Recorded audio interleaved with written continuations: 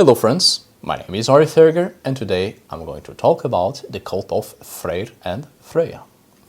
Since I've already made 3 videos about Freya and the cults associated with this Norse goddess, on this video I will focus much more on the cult of Freyr. But obviously, once in a while I have to talk about Freya as well, because the cults associated with these 2 deities of the Norse pantheon have loads of similarities. So speaking of Freya is inevitable. Even so, I advise you to go to this upper corner where you can see an icon of information. Just click there and you will see videos I recommend you to watch to understand more about the cult of Freya alone. With this being said, let's get started. Alright, let's start with Freya and close that chapter. As I've said, for more information on Freya and her cult, please watch the videos I have recommended. It is intriguing the fact that Snorri Sturluson in his Prose Edda fails to tell the story of Freya in more detail. One of the most important deities of Norse mythology and certainly the most important goddess of the Norse pantheon seems to have been put aside intentionally. Perhaps her popularity was precisely the reason why in Christian Iceland written sources intentionally failed to elaborate these goddess stories, to progressively diminish her importance in the religious pagan sphere. And during the process of conversion to Christianity, people would focus much more on other Norse deities which resembled Christian figures. By the end of the heathen period of Iceland, Freya still retained a powerful following. The worshipping of Freya continued until the time of the Christian conversion, and heathen practices were still allowed to continue as long as they occurred hidden from the public view. Which means, even after Iceland declared Catholicism as the official religion, the cult of Freya was still maintained. However, it seems natural that her power diminished because the nature of this goddess and what she represented, sexuality, sorcery, women's sexuality and magic, was a direct conflict with Christianity itself. There is a very good example which I would like to share with you, which shows us the way Christians exercised the law to successfully diminish Freya's power and to progressively take her out of heathen practices. Freya was associated with love and sexuality, as I've said, and as such she was connected to love poetry. The Christian law book Gralgals specifically prohibited such poetry to be made and recited. Love poetry also included a good amount of love magic, which is another trait of Freya. Another example is that Freya was connected to and called upon to assist in childbirth and invoked in spells to cure a variety of ailments. The early Christian law explicitly forbids the use of old healing charms, especially the ones connected with Freya.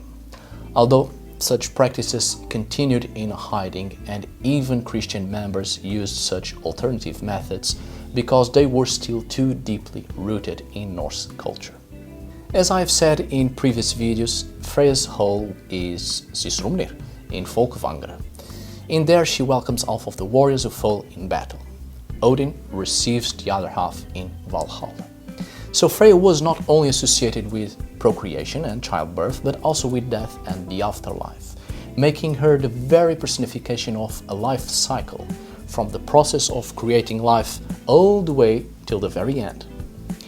This Norse concept of the afterlife related to Freya was in direct competition with the early Catholic concept of heaven and hell, which was extremely offensive to Christians, having a woman ruling over a great portion of the afterlife, a goddess associated with magic, sorcery, sexuality. It was inconceivable. This may be one of the reasons why her cult was not described in detail.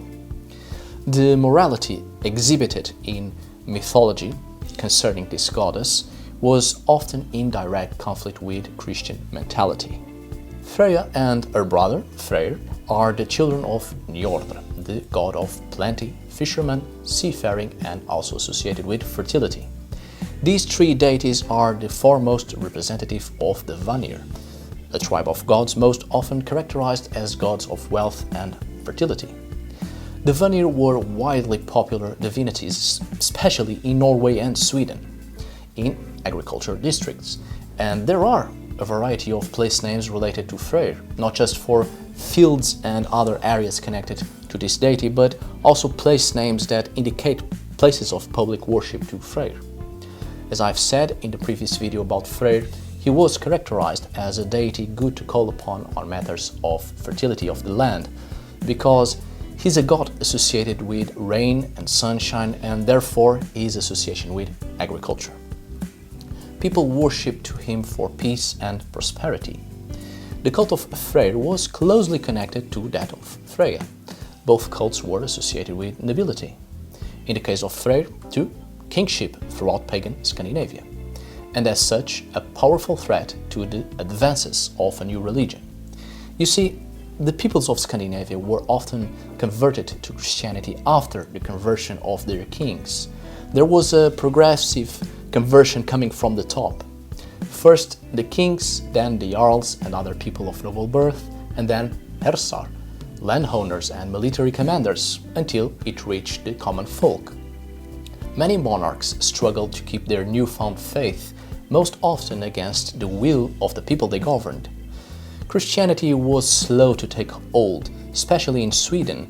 The Swedes were not fully Christianized until the end of the 12th century. The cult at Uppsala was ancient, strong, and it kept going. Precisely the place where it was said that the god Freyr himself was buried, and for as long as he remained there and people continued to worship and sacrifice to him, the country would have peace and prosperity. So it's quite normal the reluctance of people accepting Christianity. Yngvi Freyr was long remembered as a divine king of the Swedes.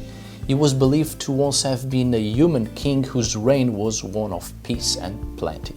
And after he died, people began to worship him as a god, bringing him offerings of gold and other precious metals to ensure that their peace and prosperity continued.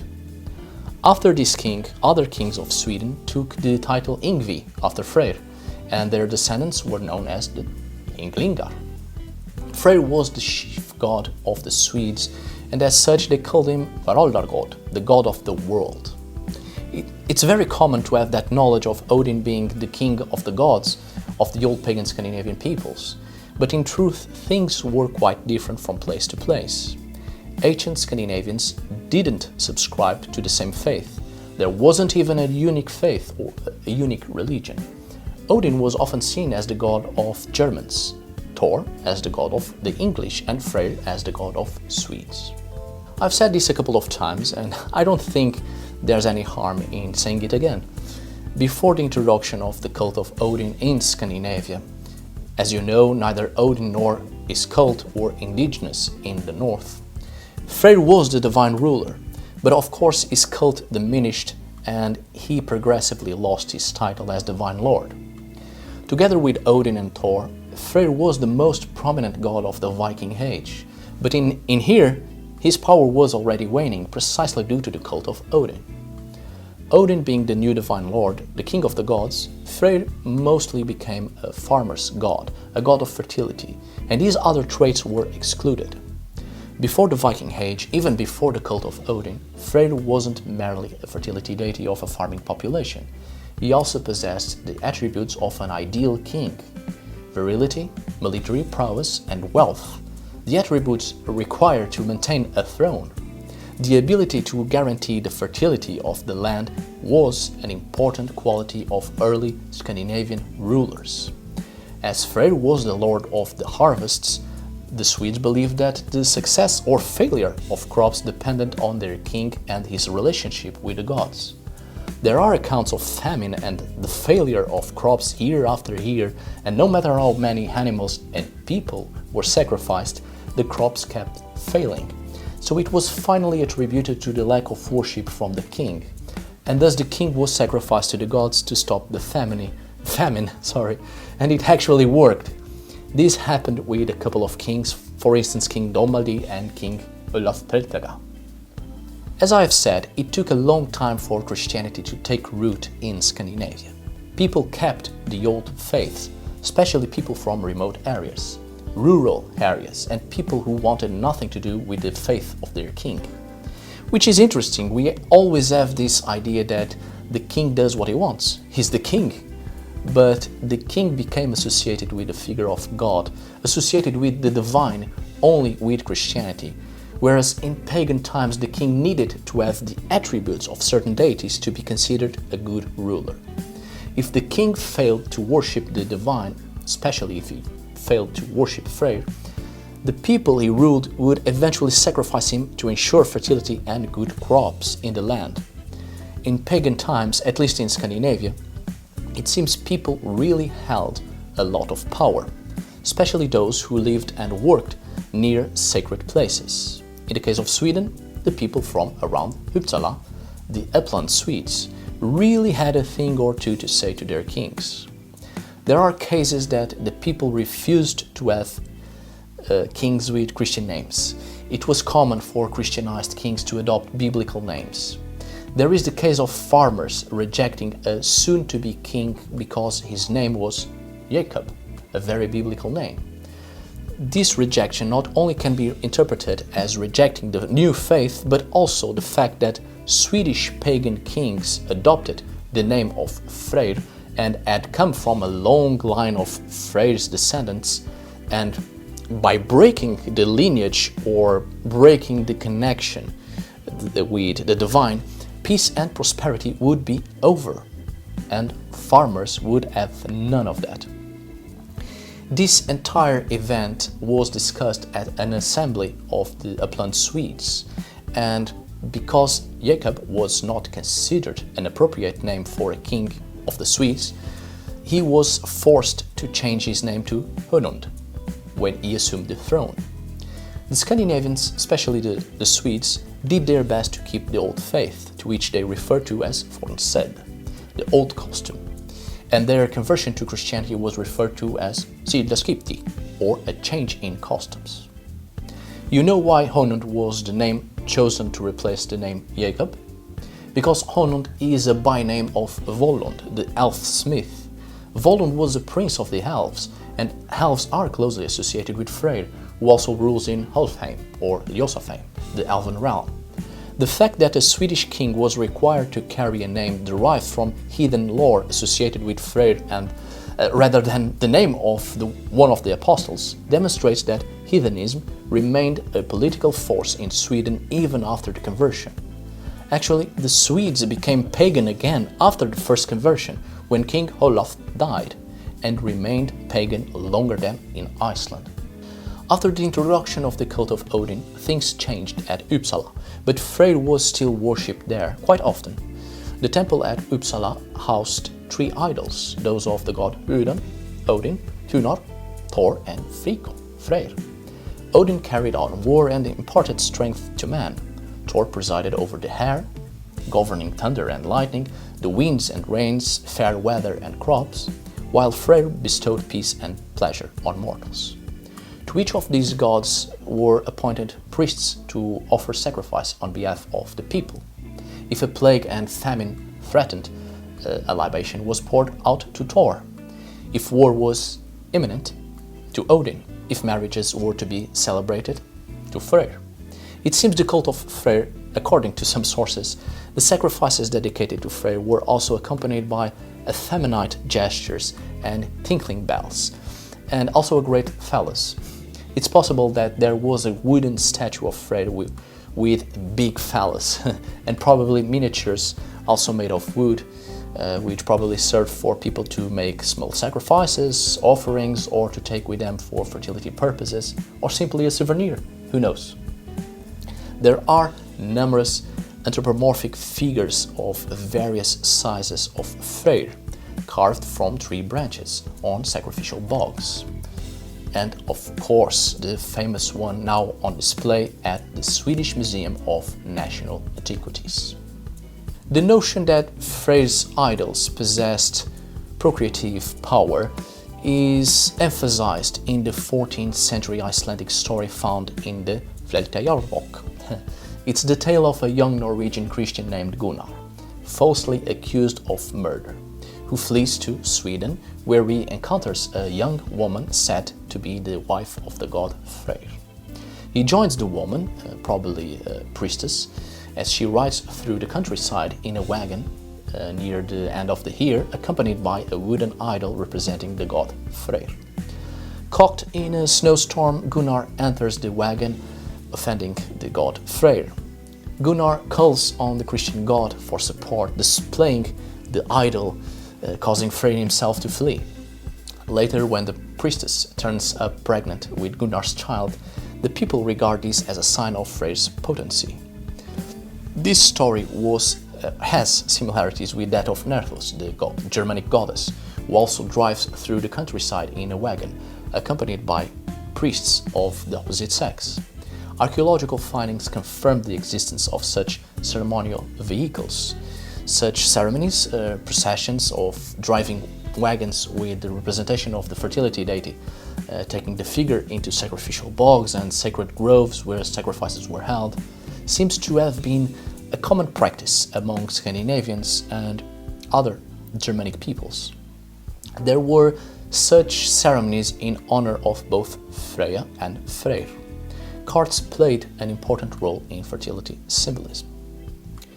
These sacrifices, mainly in bogs, it was mostly animals that were sacrificed, mainly horses, but also cattle and sheep, showing signs of ritual slaughter.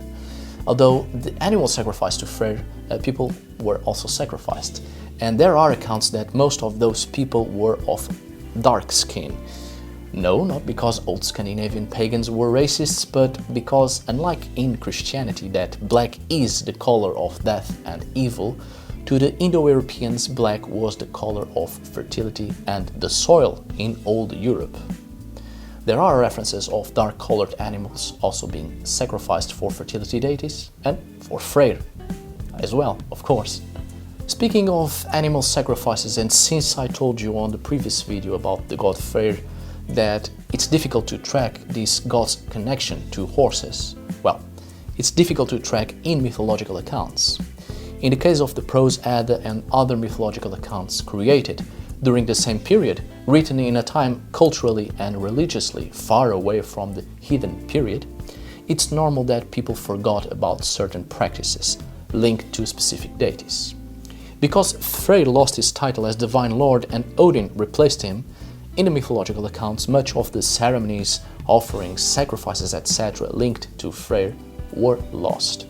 But if we look at the archaeological context, we will notice that once Freyr was very much connected to horses. Horses were used for sacrifice in honor of Freyr, and their flesh, particularly the liver, was consumed.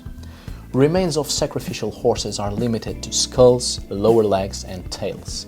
Most of the meat of ritually slaughtered horses, with a blow to the forehead, were consumed during this sacrificial feast. But there are still a couple of sagas and mythological accounts which show Freyr's connection to horses. We have Rafrakel's saga, an entire saga of a man dedicated to the god Freyr, and if you ever read it, it's filled with references to the cult of Freyr and the use of horses as sacrificial animals to this deity. In Olaf's Saga Helga, the saga of Saint Olaf, you will find a chapter there called Olsatautur, which is an interesting references to horses linked to the cult of both Freyr and Freyja. In Lokasena, Freyr himself is said to be the boldest of riders, and he has an amazing war steed. Well, the list could go on, but it's just for you to know that there are still surviving accounts which show Freyr's connection with horses. Not only horses were sacrificed to Freyr, also boars. I've said before, in harvest festivals the boar was sacrificed, and there are also references of boar sacrifices performed in the name of Freyr at Yule. Before the boar was sacrificed, people would put their hands on the animal and made their solemn vows. As I've said before in other videos concerning both Freyr and Freyja, these two deities are connected with boars and pigs.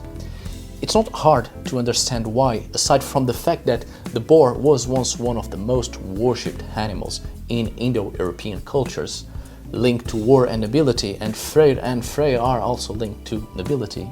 But if you see the nature of the animal, particularly the boar, you will see most of the traits of this animal are implicit in these two deities. Pigs are not only fertile, producing many young, but are fierce fighters which bear tusks, which are linked to weapons. The wild boar is a scavenger and will eat corpses, and not surprisingly, it acquired a symbolic association with death. They are also rooting animals, which symbolically connects them with the plough, making them appropriate symbols of the Vanir, who not only are fertility gods but also warlike gods, as we can read in the mythological accounts concerning the war among the Vanir and the Aesir. The Aesir are the gods mostly linked to war activities, but it was the Vanir who once defeated the more powerful Aesir in war. So there seems to be a clear connection there between the Vanir gods, death, war, fertility, and the symbol of the boar. Not to mention that both Freyr and Freyja have a boar as a war steed and also taken into ceremonies. Alright my dear friends, I hope you have enjoyed this video. Thank you so much for watching and see you on the next video. Tack för idag!